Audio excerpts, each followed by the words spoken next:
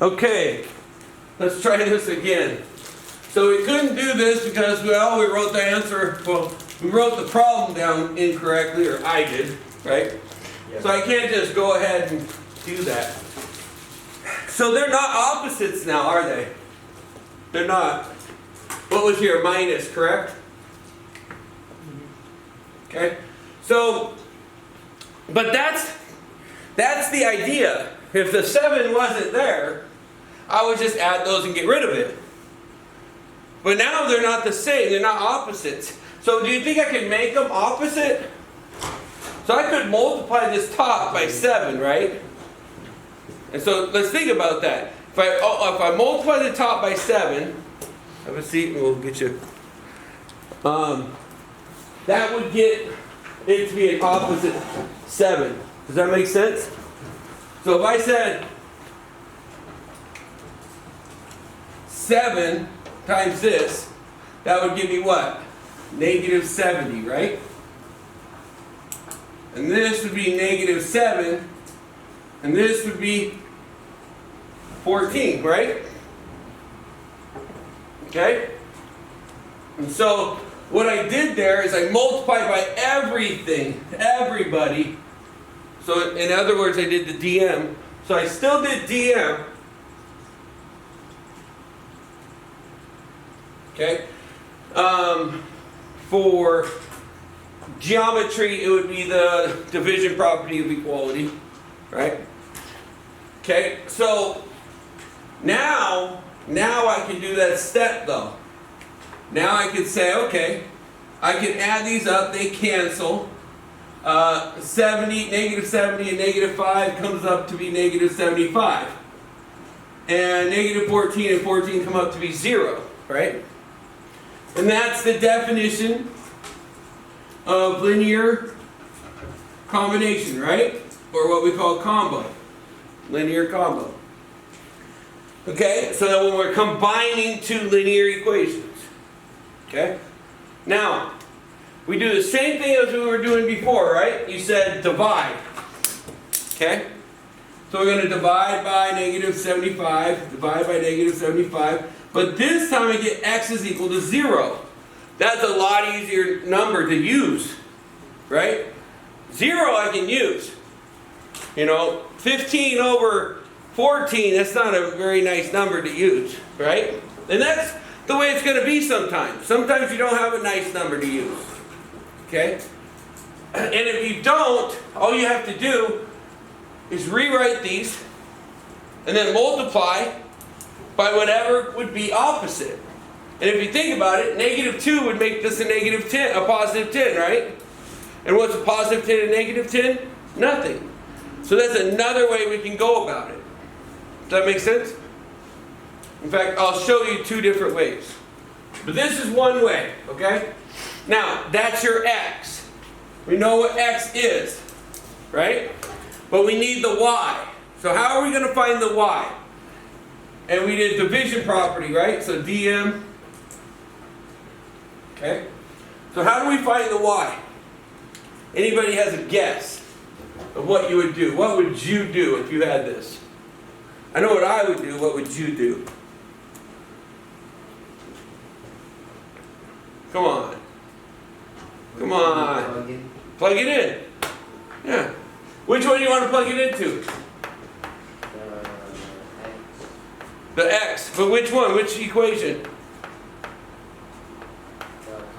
The top one. Why the top one? The top one because it's easier. There's nothing in front of the y. Well, there's a negative, so we'll have to change some signs, right? But with this one, I'd have to divide by 7. Does that make sense? Okay? So I know it's going to end up being negative 2, because I know that 14 divided by 7 is 2, right? But we got to do the math. You got to show them how you got there. Does that make sense? So you plug it in. Okay? So he said I got negative 10x. But I don't have the x. I'm going to plug in the 0, right?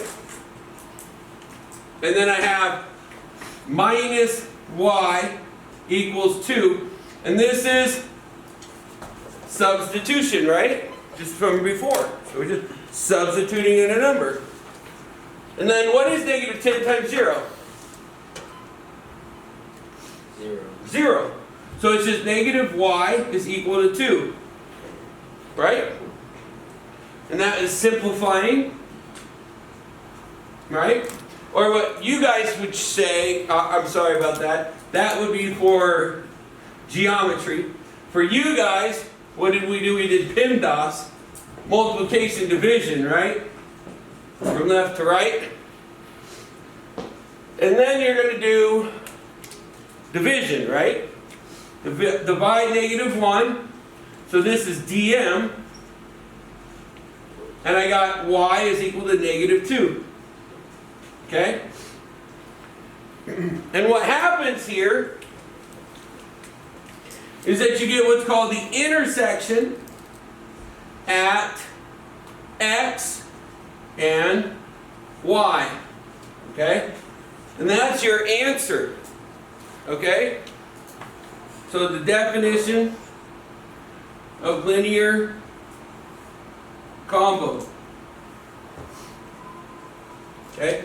And so what the definition of linear combination tells me is that when I use it, I can get the answer for x and the answer for y. And what that tells me is where these lines cross. Okay? So let me show you just one time, since we're on film. One time, let me show you what's going on here.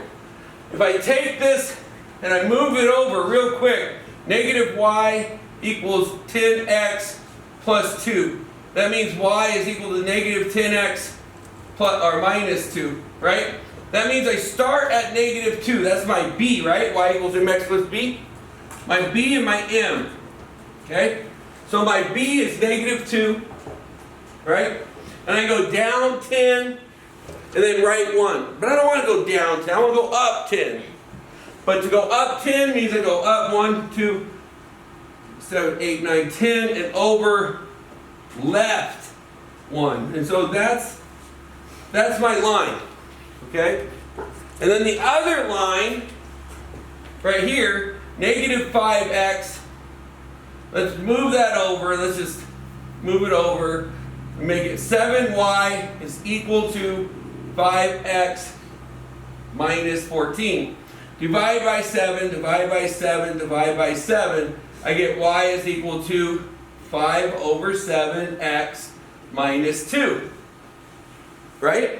Now, at minus 2, right here, okay, I'm going to go up 5 and over 7. So 1, 2, 3, 4, 5, and 1, 2, 3, 4, 5, 6, 7. Okay, and there is my line. Where did they cross? At the intersection of 0 and negative 2. And that's what you're finding.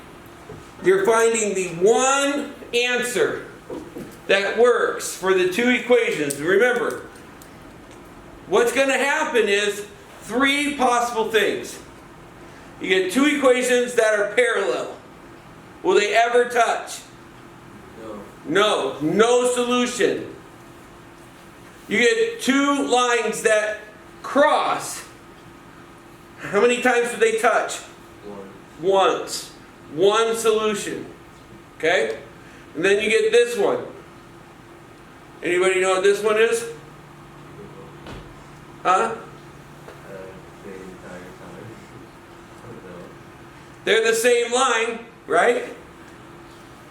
They're the exact same line.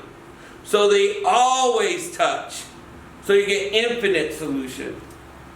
They just become the same line. It's just written differently. Like, for instance, look at this guy. This guy is the same as this guy. It's the same line. It just looks different, right? So if they gave you these 2 lines, that would end up being infinite solution because they're the same line. Does that make sense?